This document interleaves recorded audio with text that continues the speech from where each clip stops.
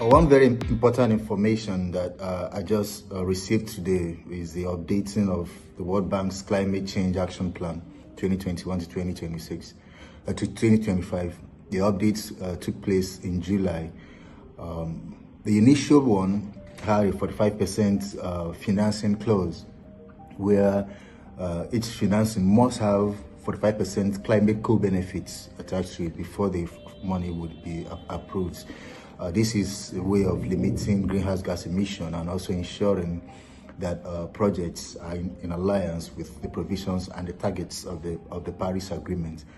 Now, when this update was done in July, a bloc led by the US ensured that the 45% co-benefits financing was removed from the updated one. This is one in a series of several things that the US under President Trump, have done to try and limit climate action across the world, from pulling out from the Paris Agreement and even other multilateral agreements, to the government's penchant for saying drill baby drill, and support fossil fuel for the fossil fuel industry.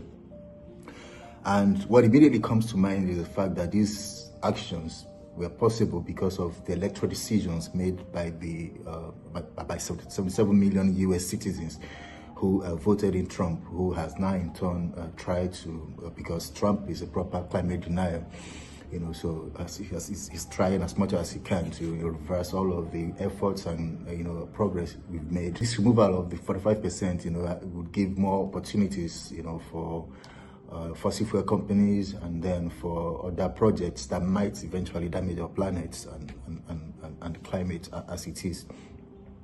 And so it's important that we do not just we do not sit back and say that we are focused on sustainable development and then climate activism without getting involved with some of the political decisions that might ultimately shape how these things unfold.